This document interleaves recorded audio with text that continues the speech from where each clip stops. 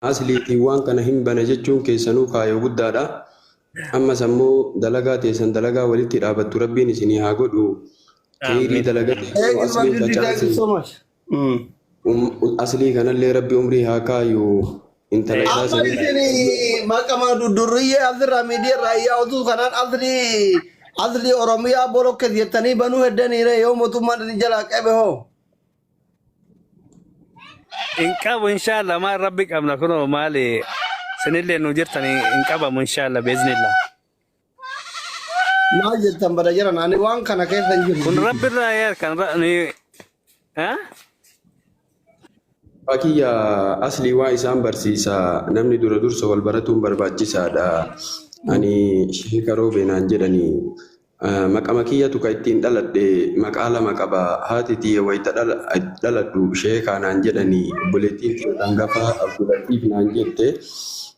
Sheekaa roobee jechuun ammoo alaas fi mudaaftu asii gatame sheekaa biyya roobee jechuudha. Dhalata maasiiti. Akka sahaabaa rasuula rabbii Salmaan Alfaarisii jedhan biyya Faarisii. Akka sheekana Hussein jechuu kana asirra sheekaa roobee jechuudha. Akkasii. Uummata ifaa ta'uu fi. Sheekaan kun asliidha maqaa ittiin dhaladhe. Sheekallee ofiin hin jenne namni sheek ofiin jedhu hin jiru namoota jedhaani. Akkuma san guyyaa keessa qara'eetiin rabbi sheekummaallee naa kenne alhamdulillah rabbiin narraan fudhatini. Kaayyoo keessatti galmaan geettan. Gadaa wayii jedhanii aslii gadaa wayii zamana wayii. Sheeni jaartirraa du'e jedhan. Jaartirraa du'e jennaan sheeka dhaban. Jaartii tana nama itti heerumsiisan dhaban sheeka biraa. Dhabnaan nama maqaan isaa sheekaatu jira walgayanii sheekaa naa fuudhuu jedhan. Eeganaa sheekaa san fuusisan nama maqaan isaa sheekaa. Sheekaani fuudhe sheekaanillee turee irraa du'e. Amma ammoo waan godhan dhabanii wal mari'atanii amma maal haa goonu jennaan hayyichi tagara rabbiitii sheen irraa du'e tagara namaatii sheekaan irraa du'e jaartii hire man lafaa dhumee jedhan. Akkasanii ana waan naan jettan wanni isiniin jechuudha qabu anillee wanni isinii dhaamadhu sheekaa roobee kana jechuullee hin dagatinaa. Guyyaa sanbataa gidisanbata wiixata kiibxata sheekaa roobeetiin nawaama harbaa kamsaa jum'aa sanbataa abbaa zaakir naan jedha. Maaliif jennaan ilma kiyya kanallee amma yaadadhee akka isa dhungadhee isaa waa godhee jaalalti isaa amma natti dabalamtu. Abbaa zaakirillee na yaadachiisa namni hin dagataa sheekama roobee bichaan nawwaamina. Guyyaa itti isinii godhe kanatti akka nawaamtan isiniin jechuu barbaada galatooma ulfaadha. Lafeedhantii. Zaakiriin dagattan malee garuu takka haadha zaakir dagattan hin beeytanii mire. Isiin jiraannaan zaakir argame. Ani jiraannaan zaakir argame maal dagadha. Jaartiin uffata kiyya ani uffata isiiti. Rabbiin umrii haa kaayu. Akkasii nu lamaan argamnaan zaakiroon argame. Rabbi ammootiin isiillee umrii haa kaayu. Zaakirii kiyyallee umrii haa kaayu. Isin magaala galchiisa. Mootummaan amma waa hedduutu jira. Ani amma waa hedduun na jira.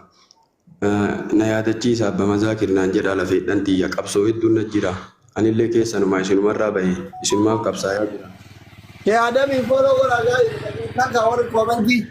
Abbaa zaakir salaamu alaikum jedhanii gizee isaan laayibii dhufan mana namaa dhufan gizee yala seentan isinitti dhaamatanii.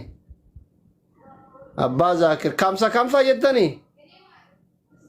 Gidi sanbata wiixata kiibxata harbaa sheekaa roobee jedha. Kamsaa jum'aa sanbata abbaa zaakir jedha. Kuni maaliif kamsarra buufattan garuu maal yaaddanitti isin biyya arabaa turtanii duraan kamisa kanarra maa buuftan?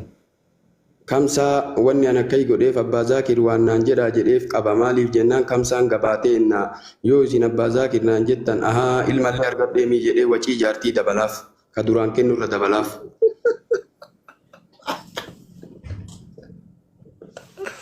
Itu tawaan berat jira. Haye bareda dagetan kamisa gidir sambata fi asambata shekaro beti kamisa fi jumma fi arba abba zakir masya Allah tabarakallah. Syadami follow gora undi kesanu isin hundi keessan ifaaja irraa qabdanii shee Adamiin nama qalbiin yaadaaf qalbii waan hundaan bira dhaabbataa turtanii. Asli waan tokko si gaafadha. Suufni kee kaqanii sargii ittiin godhee guyyaa sadi bichaa godhadhee akka sargii sanirraa akkasumatti maal haa godhu? Isin dabbaree? Dabbaree osoo hin ta'in suufa wanni tokko meeshaa kontiroo tokko yoo galchi abbaan magaazinatti kabiraatu haaroo ni dhufa. Sun jalaa wanni moofaatiin hin deema. Amma suufni aynata Turkiidhaan dhufe. Suni ka yeroo waggaa lammeessoo har'aati. Amma ammoo istaandaardii ofii eeggatee haala bifa haaraa waan gadi bahe. Ani akka mootummaatti ammoo wajjii maraa istaayilii kiyya gadi hin dhiisu. Uf gadi dhiisee hin deemu. Waan bara dheengaddaa san namni amma boottii fi keeniyaa wayii godhata. Taa zamana adaduma zamana ammootiin hin taxawuruun haarawamuun namni waan bareeda tokko waan faashina tokko godhataa deema. An ammoo akka mootummaa tokkootitti mootummaa wayita jedhu ammoo mootummaa namni diinii qabu mootummaa. Uf gadi dhiisee hin deemu. Guyyatti ar-sadii afur fataa jedhee deema. Fakkeenya namaa ta'a. Suufa san ammootiin zamanni sun irra taree jira waggaa lama ta'e maal haa godhu jechuu barbaade akkanuma fannifamee ta'a. Qalbiin maal isin godhuu barbaadde? Ani waan ofii jaaladhu malee namaallee hin kennu shari'ama tokko jedha. Garuu waan kennu tokko ani fuudhee hoodhu namaan hin jedhu. Nama kennu ajame tokko ol seensisee keessaa maratadhu jedhaan suufuma fedhelleessa Turkiillee haa godhatu. Ani garuu mee akka yaada keetiitti maal haa godhu suufa san mee maal haa godhu awwalallee wanni muraada keetiin maqaan keetiin akkuma Sheek Adam kana maqaa keetiin bitame ammaaf zamanni irra taree jira suufa mee maal haa godhu? Amma maqaan kiyyaan bar maqaan kiyya kunoo yoo akka jedhanii fagaatayyuu warshaan simmintoo dhaabbatoodha bakka ummanni keenya mana dhoqqeeti mana mukaatti irraa bayaa jiran Shee Adam yoo rabbi guddise warshaan.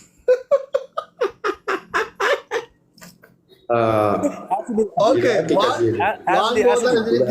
sila akki kajeele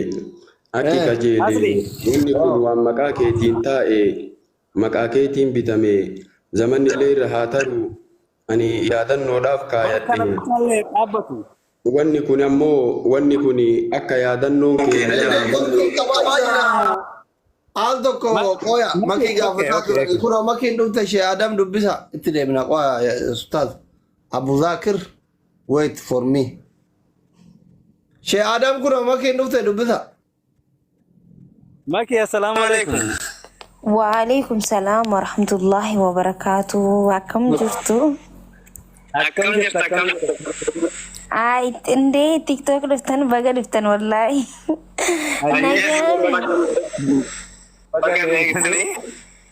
Baga nagaan dhuftan. Nagaa wallahi alhamdulillah jirra huno. Maali kanisan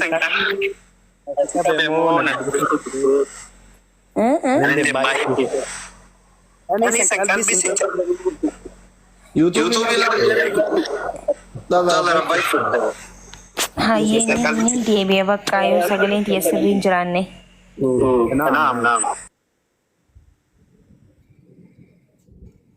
makii tana isinitti fuunuyyuu arbaa watuluu ta'itti sheekotiin Shee Adam jaartii lamaffaa buna isin yaadhaaf osoo isin hin deebine dafaa himadha. Sheekarobee maal jedhu ree? Qoya sheeka mi'uut godhadhaa hin deebine. Ani bu'aa jira asli ani bu'aa jira waan isin jedhu. Wanni isiniin jedha wayi kararra jira.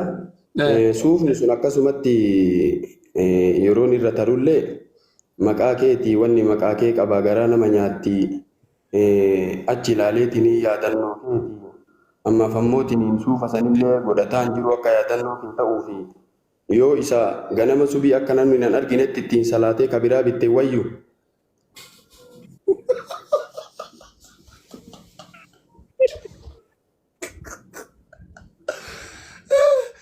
Sheekii kun araadaano. Maa kanu mara suufin dhumte kabiraa bitin jettanii afaan baatanii yoo qabaadhe waa isin dida.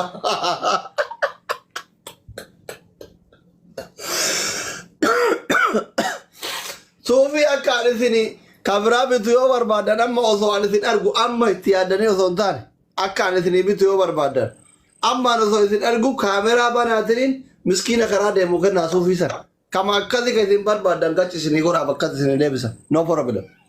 Lakki ani amma tana kinu ani Ana bira maafi yamin yadar jette arabni akkanni jiru shari'aan zaahira.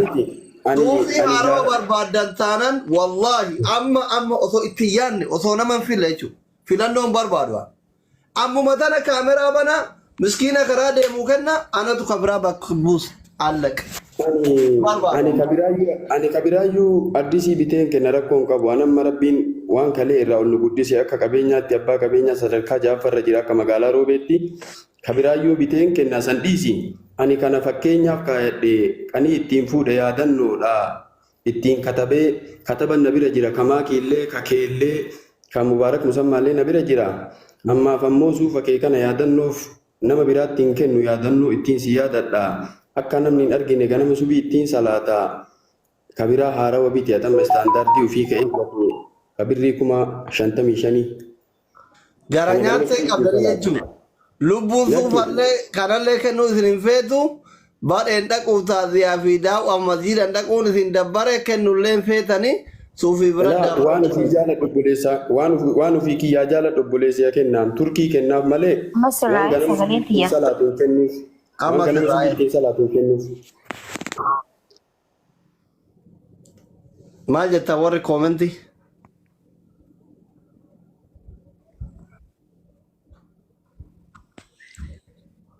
Sheekaroo maali waan si barbaachisu ni jira rakkoon qabu naan jee bara doktar garuu waan watta kan fedhu hin jeen alhamdulillahi na gaafate. Eenyu?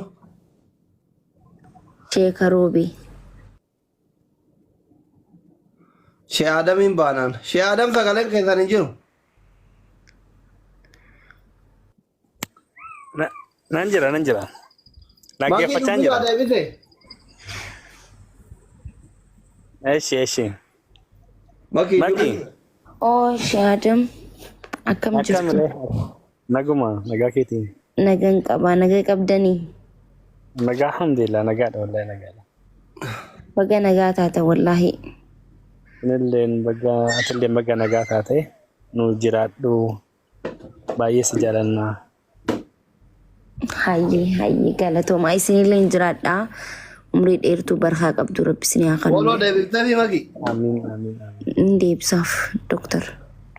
Amma anaaf makiin isin waliin jirra akka isin bakka gaarii geettan barbaanna waan isin fuula duratti isin oofu isin maatii keessaniif isin jijjiiru hojjedhaa nu garsiisa isinii beeksifna tiktok illee isinii guddata tiktok illee yoo guddatu baate rakkoo mituu ergallee isinirraa bichisiifnaa hin beekan namni nu beekne jiru isinuu hin beektanii homaa rakkoon qabu hin yaadina ijoollee meeqa qabdanii guyyaa san dagannee baramma maatii keessan. Waa meeqa yaan? Ijoollee sadiin qaba. Dhiira moo dubartii? Mubaarak dubara tokkoon qaba. Dhiira lamaan qaba. Xiqqaan Mubaarak jennaani. Itti immoo Seenaa tokko immoo Hamza. Ijoollee sadiin qaba. Maasha Allah. Haadha manaa hoo? Lama qabdanii jedhanii? Wanni kunillee kana bicha haadha manaa gaa tokkumaan qaba. Meeqa immoo lammata sheekaroo kennutti dhaabbatanii gurrara na bahe. Haadha manaa lama qabdan jechaa gurrara dhabe uumaa gara cittee na yaatu baasa lama utate qabna. Inshallah niyyaa qabna. Fuula duratti.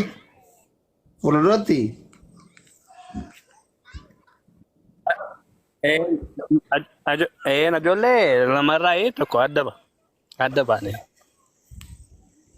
Okay, takkoon adda baatanii amma takkitti ma jira?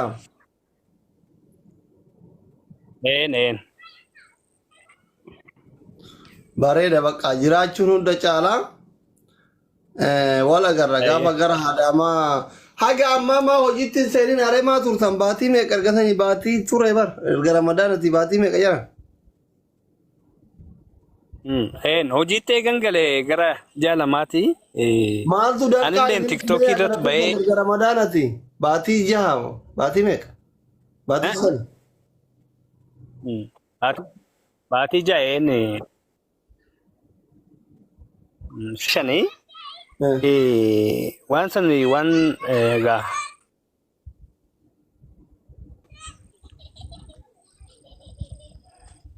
niitworkii xiqqoo rakkisaa.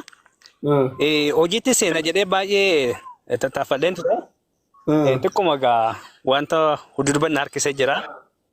Niyyaa wayillee nan qaba beektaa maqaa keetiin warshaa bulkeetii kana achitti bakka naannoo jiraadhu naannoo abbaa gadaadha. Masgiida tokko masgiida sanii inshallah fuuldura maqaa kan keetiin madrasaa wajjin waan akkasiin nan ijaara jedhee niyyaa guddaan qaba beektaa ammallee inshallah koree san keessa salee nan jira koree masgiidaa keessa. Waan kana bootaa san irratti hawaasni xiqqaadha beektaa hawaasni amma gargaarsuma deeggarsa nama akkanuma ganda keessa masgiida irra deemneeti masgiida dubartootaa tokko ijaarre beektaa anilleen wanta uummanni Oromoon laate san keessa anilleen harka xiqqoo taatus irratti hirmaadheen jira. Amma waan sani maqaa kan keetiin madrasaa inshallah madrasaa fuulduratti injarradhe niyyaan qaba inshallah beeznillah hamman achi jirutti. Maashaallah. Adam giddi masjiidatti nagalchuudha. Jabaadhee kara uree daawwaa godhaa gaaf gale keessa dhaabadhee. Maarree gaanni koo rabbi koo halkanum takkaan bor rabbi namatti jechuu danda'a. Eetichi giddiin naqamee masjiidatti nagalchuudha. Abbaan kiyya iyyuu tumeen na dadhabe barqaraatii kana maaluma ta'a yaa rabbi. Maki maal jettaati? Akkuma rabbi waan keerii kanarra si laaffisa bar rabbi si laaffisuu danda'a maal rabbi kun waan guddaa qaba inshallah. Yaa sheeka ta'uu barbaada yuudhaan indagadhu wallahi keessaa midhaa indagadhu du'aay yeroon ka'e bakka du'aay si godha si jedheeran wallahi macheem gaawaan wanni keessaa rabbi beekan miti ree. Omara koo qabu maqaan maqichi rakkoon qabu maqaa Oromooti yaa kuni asli Oromiyaa jechuun Oromiyaa orjinaala jechuudha maqaan kiyya kanaa miti kun maqaa Oromoo hundaatiitiin niyyaa keessa rabbi beeka homaa rakkoon qabu garuu ana hunda caalaa du'aa hin hangatina anallee hiriyoota kiyyallee hordoftoota kiyyallee warra gaafsan isin bira dhaabate warra akka makiifaa hunduma ijoollee sagalee isinii ta'an namni sagalee isin hin ta'in hin jiru kaa ijoolleen miidiyaa kana jira hundi isaan ijoolleen Oromoo hundi warri kiisaa isinii kenne warri kuweet kanarraa garee wal ijaaree uffata isinii bitee maal jedhee faxara guyyaa san qopheessu udii kanarraa warri uffata baay'ee ijoolleen tokko lama miti garee garagaraati amma maqaa isaanii yaadachuu hin danda'u isinumaan waliigalatti ijoollee Oromoo hundatu guyyaa san isinii quuqame tokko lama miti. Kanaaf isin waliin jirraa isin jajjabeessinaa insha Allah. Ayyee. Rabbi mana godha maakii Oromoo yaadam wayitii tokko waan isiniin jedhu aslii rabbii barakaasii haa godhu. Aslii rabbii barakaasii haa godhu. Aslii rabbii barakaasii haa godhu. Aslii rabbii barakaasii haa godhu. Sheek Adam dalagaa teessan dalagaa bakka geettu rabbi isinii haa godhu. Dalagaa bakka geettu rabbi isinii haa godhu. Waan guddaa yaaddanii guddinatti rabbi isin haa baasu. Maakii Oromoo waan jennee du'aayii godhuuf caqasaa. Maakii Oromoo waan ufii jaalatu rabbi si haa kennu. Hiree gaarii rabbi sitti haa qabu. Nama gaarii rabbi sitti haa qabu. Gurbaa ammootiin hin heerumne maakiin ijoollee daa'ima ganaadha. Gurbaa ibaadaa qabu salaata qabu rabbi sitti haa qabu. Ka akka kiyyaa anaa ta'u ka biraayyuu ta'u rabbi sitti haa qabu. Anumayyuu ta'u kama biraatuu ta'u rabbi sitti haa qabu. Ka akka kiyyaa ka ibaadaa qabu ka salaata qabu. Ka kitaaba rabbii beeku anaa ta'u ka biraatuu ta'u rabbiin sitti haa qabu. Akkamitti anaa ta'u?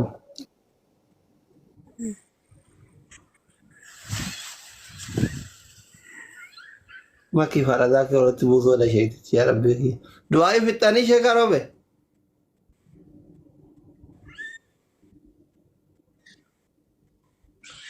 Fixan neetworkiin qaba.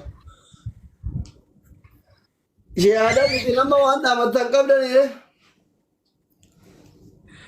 Eh, Wanni dhaammadhu akkanuma ijoolleen duraan silkii kan koo tiktokii kan koo soon beekin soon banatin anis hin bananne feesbuukas hin bananne ijoolloota baay'eetiin silkii daarektiidhaan dawwalaa ture kun amma fuulduratti dhiyaadhee jira.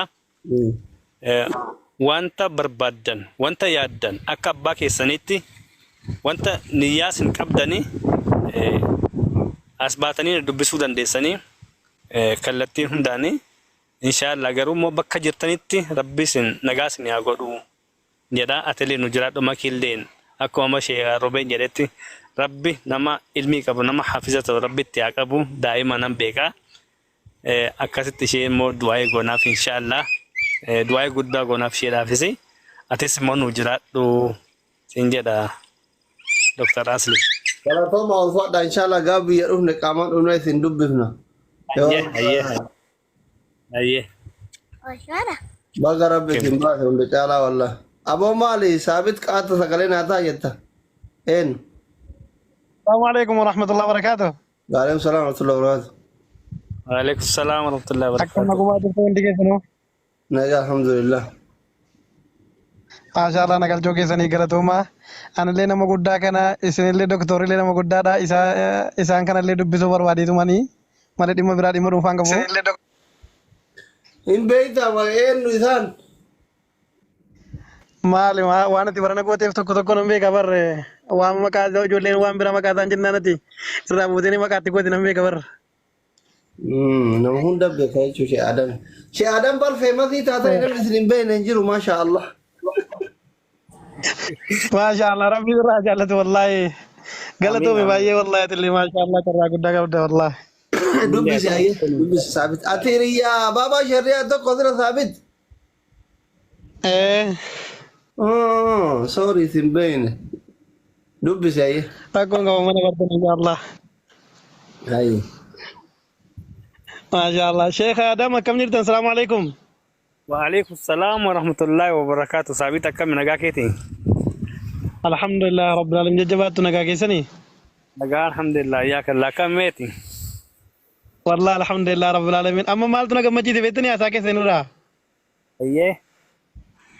Sheeriyaat gammadaa nama jedhamu tokkotu jiranii ijoollee hedduu seenanii gorsa kennanii nama hunda jaalataa isinillee amma asliidhaan maqaa keetiin madarasaan baneessanii jechuun keessan akkam na gammachiise wallahi maashaallah akka waan amma bantanii gadhiiftaniitti. Na hidhuu barbaadanii bara akkana asirratti ijoollee qucci bidiggiin hojjechiif.